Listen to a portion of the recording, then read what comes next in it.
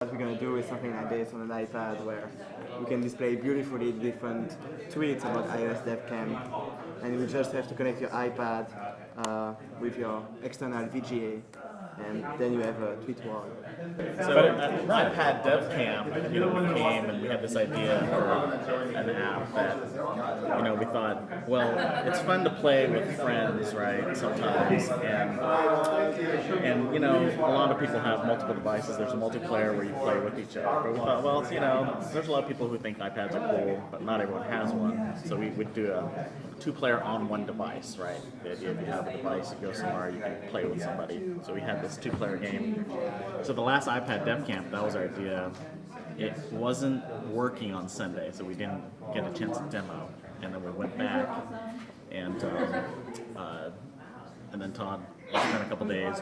He got it working, and then we sort of shelved it, right? Yeah. And to work on our other apps. And then with iOSDevCamp, we thought, well, let's bring that out and get it working again. With the latest OS update, it's not working again. So we're working on it. Hopefully we'll have something to show on Sunday. Yeah. So That's cool. All the code just runs, and you can see it running in the debugger. There's nothing on the screen. We're working on two similar applications, both using Netflix.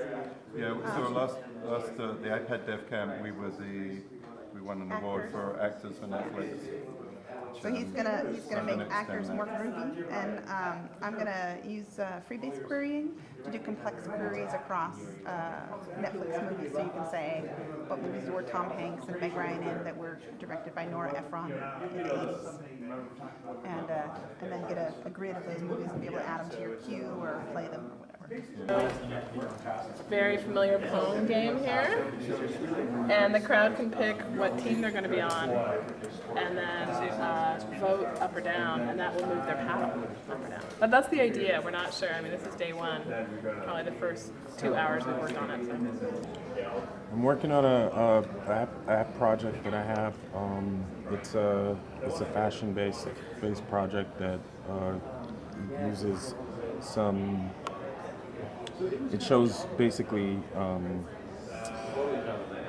for fashion designers, they have these line sheets that they put out every collection, and it's basically to display the line sheets for the shows. So it makes it easier for buyers to buy. Right now they're completely analog. Everything is faxed back and forth, and so it's kind of going to be a revolutionary product for that industry. Hey, looking good. Looking good. So what are you working on? Tell me a little bit about the app. Oh, we're working on a photo browser. So basically, it's pulling in live.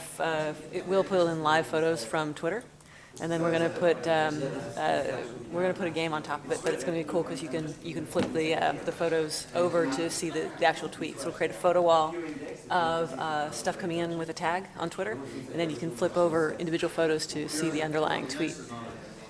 And then we're going to hook that into the idea is we can hook that into a geo game. So you might be able to, in the future, the next version, you can geocode each of the tweets. And you might do things like be able to map all of the Gulf oil spill, like the beach. You could take all of those tweets, and with the photos, and then bring those all up like on a Google map, and have those all so that you can actually see what's happening on the Gulf Coast. It's going great. We've got it just about done. The icon's done, the UI's done, and now we're just tweaking away until it's perfect.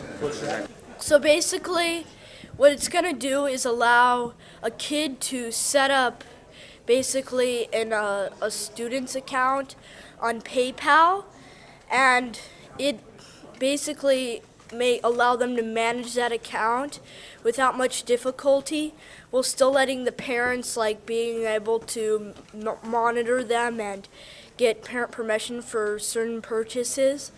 But it would work so that they could get notifications every time they got money, and it could you could put in an age group of their kids so that it would make the colors of the app based on that age, because somebody who's younger wouldn't want something really complex. They'd want some of the more simple things. It's a developer utility. So hopefully an application that will help developers get work, be able to maybe promote their application and maybe add in some other developer utilities just to help the iPhone developer community. Working on a little app called Habit Timer, which will be my first free app. It's for repeating daily alarms of various kinds. You can set an hourly alarm just like that, or every 15 minutes just like that. And it uses iOS 4's local notifications to tell you throughout the day whether or not the app's running, what alarms are ringing. And you can also, if you miss an alarm and you want to bump it over 15 minutes, you just do it like that, or an hour. You use the up and down arrows, and it's that simple. So we'll see how it does in the App Store.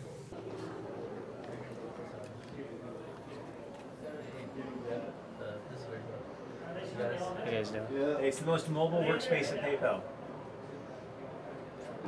Yeah, better reception upstairs, but getting a ton of stuff done in here. We are.